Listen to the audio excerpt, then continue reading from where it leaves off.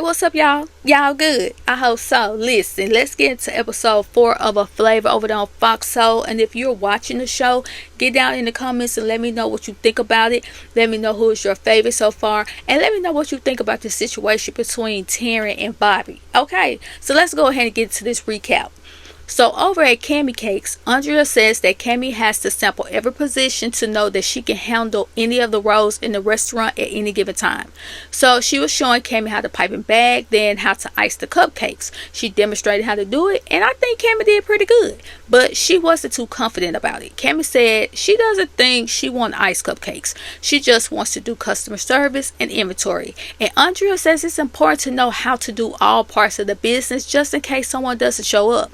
If the person assigned isn't there to handle that particular job, at least you know what to do. And that's true. And I also feel like it's okay that Cammy wants to focus on customer service. That just may be her thing because Cammy has a very bubbly personality. And that alone would make me want to buy some cupcakes. But those cupcakes stressed Cammy out so bad, she told her mom that she need a date. Like, mama, you need a man. Then we see Miss Kechia. She went to visit Tarryn at her location, the new Harold's Chicken and Ice Bar. The location looks very nice and the food looks good as usual. Miss Kechia, she loving it. She loves the location. She loves the decor. She said that Tarryn did her thing over there on Panola Road. So Tarryn said that she's been wanting a spot on Panola Road for a minute because she knew that there was wealth out there. And the people wanted folks to show love in their community the same way they do in all them other areas. Miss Kechia, she tells Tarryn about Bobby mentioning the felony. I think Tarryn felt like Bobby was trying to sabotage her opening because she brought up how Bobby was making posts on Instagram before she opened. So Tarryn says that Bobby wasn't a felon because of her. She said that she was one because of herself, because she was down there running her mouth down there at the Gwinnett County Police Department. So then Tarryn tells the situation from her side. She said that some young lady said that she was being investigated for identity fraud. The lady did let Bobby and Tarryn use her credit. It wasn't like they stole it. Then the investigators were like, can you come, down here and talk to us? Bobby tells the lady about being investigated for mortgage fraud. And since she said that, the investigator says, well, since you admitted it, I have to report that to the authorities. And then Bobby, she told Tarryn what happened, what she said. And Tarryn admits that they both did fraud. Like, we both did wrong. But at the same time, she is adamant that she did not throw Bobby under the bus. She says that Bobby did that to herself. Miss Kechia is like, she don't know what to believe. So then Tarryn talks about the chicken situation. She took 9 cases of chicken to one of their other locations. Bobby questioned her about it because she also needed chicken at a different spot. So Tarryn, she was like, okay, I'll go get it and drop it off. So in her mind, how are you down my throat about the case of alcohol, but you did the same when it came to the chicken? Miss Kechia says she hear all of that, but bottom line for her, somebody lying.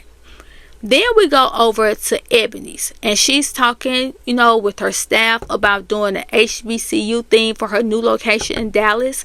She's the first black owner in that area of Dallas. Shout out to her. She says that Dallas gives her mixed feelings because of the situation that happened with Victoria. And unfortunately, what happened was Victoria ended up popping and unaliving her kid's father. According to Ebony, it was self-defense, but she ended up getting life. She said that they have not stopped fighting for her. And they showed the first page of the court document, and in the first paragraph, it reads, quote, Clayton County District Attorney Tasha M. Mosley announces the conviction of Victoria Anderson. A Clayton County jury returned a guilty verdict on all counts in the indictment: malice unaliving, felony unaliving, aggravated assault, possession of a firearm during the commission of a felony, and criminal trespass. End quote.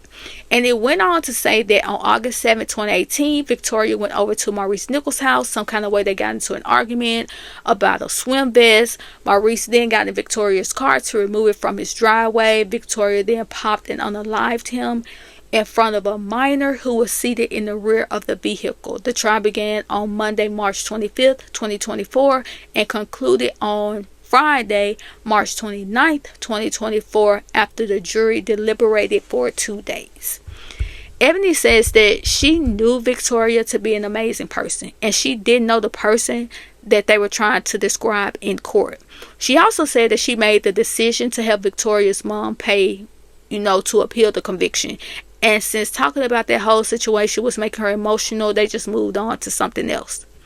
Now, over at Garden Park, Shima took Bella to fill in like she said she would, but the grandma is like, what is she doing here? She asked Shima if Bella knew what she was doing, and she wanted to know, like, why does she even want to do it? Why does she want to be over here hosting? And Shima said Bella says she wants to work, and plus she's cutting her off. So she made the decision to give Bella a credit card so that she can help her manage her spending. And her mama is looking at her like, girl, have you lost your mind?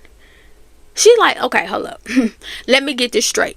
You're giving Bella a credit card that will have her name on it and be in her possession that she can use at any time? So grandma wanted to know, what's the limit? Shima says $1,000, and you already know that hand went up on that hip. And when the old school mama put their hand on that hip, one, they think you're crazy, and two, they're trying to keep from shaking the mess out of you. Grandma thinks Shima has lost it, so she tells her, hey, you know what, you got it. And she told Bella, don't ask me for nothing. So Bella goes to her post, but grandma pulls Shima to the side to ask her why in the hell would you give Bella a credit card, and let alone one with $1,000 limit. She says because that's how much she spends. She can spend $1,000 in a week. Grandma says, yeah, that's because you let her do it. She was like, okay, that's your BS. You got it. So Garden Park, it was packed. And even though Bella was getting a little frustrated, I think she started to get the hang of it after a while. Now, will she volunteer again? I'm not sure.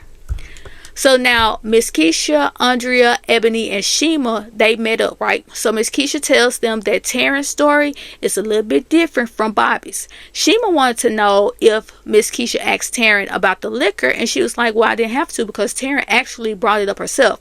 Shima still feels a way about Tarryn saying that she'll help Bobby look through the tapes, but she didn't help her.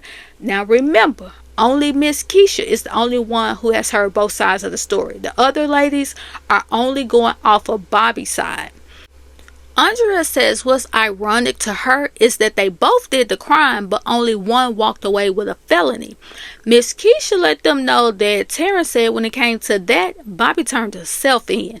Miss Kechia, she was still left with questions after she heard Tarryn's side of the story. Shima brings up Bobby saying that she had transcripts of what Tarryn supposedly said. Now, me personally, I don't want you to tell me about the transcripts. Let me see them. Ebony says she's riding with Bobby because Bobby has the paperwork, and she feels like since Bobby has the transcripts, that means she has all the proof. But not one time have I heard Ebony say that she actually read them, because in my opinion, context and the order of a story are very important, because Bobby can for sure have the transcripts, but there is always the chance that if you start reading them, you may be like, okay, now hold up, what's in these transcripts and what you told us, yeah, they don't match. Because when Miss Kechia said that Tarryn was like, she didn't throw Bobby under the bus, she turned herself in, Bobby said the same thing. The missing piece would be, was it before or after one or the other had already talked to the police? You see what I'm saying? Because if Bobby said she talked to the police after the situation with the young lady and her credit, she admits that she did do mortgage fraud. The officer says, since you admitted it, I have to tell the authorities, i.e. the feds. Then all of a sudden the feds following them is, to me, it's lining up. But what we need are the transcripts to see what Bobby said as well as what Tarryn said. It's like a puzzle. That's what I think. Y'all get in the comments and tell me what y'all think. Then Ebony, she goes into the tears that Bobby shed when she was talking about the situation, and that just tugged at her heart. Now, I don't know if I'm just not that sentimental, but those tears did nothing for me. So they started talking about the post Bobby made on social media, and they all agree if they decide to do the food festival, all that back and forth on social media has to stop, because they can't let something like that damper what they're trying to do. Shima feels like the four of them should move forward and leave Tarryn and Bobby out of it. Then we head back over to Garden Park where Andrea presents the cake she made for the collaboration between her and Shima. The cakes look good. All of them enjoyed every slice of cake she could. So they decided to do a signature cake because they were loving all of them. Then we see the ladies at a press conference where they spotlight the ladies coming together to host a food festival for the A. They had appetizers from all of the locations and the guests enjoyed everything they tried. And Miss Kechia said the city really came out and showed them love. It was a beautiful time. Then we see this man congratulate Tarryn on her new spot. And then we see Bobby in the confessional talking about, my brother can be a sellout. And I was like, okay, so that was her brother. Then Cammy, she thanks her mom for taking her advice and bringing a date. Then she asked him if he was going to be her stepdad. I thought that was too cute and too funny. Shima saw Tarryn and she said she wanted to talk about the situation between her and Bobby. Shima tells her that it upsets her that they're going through their situation and she really hoped that they all can work together. And I'm like, Shima, that is not what you said over there when you was talking with them ladies. But Tarryn was like, listen, $9 billion in the food festival business is enough to make her act like she got some sense and to get to the money. Now Nadia tells her mom Bobby that she is very proud of her, and now all of a sudden Nadia wants a G-Wagon, to which Bobby was like, girl, you got jokes. But it did make her feel good to hear her baby tell her that she was proud of her.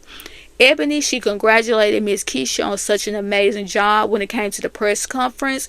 And Miss Kechia said that she is ready for 2026 and the A Flavor Food Festival. And that was the end of episode 4. Now y'all get down in the comments. Let me know what y'all thought about the 4th episode. Like the video, hype it up. And I'll talk to y'all later.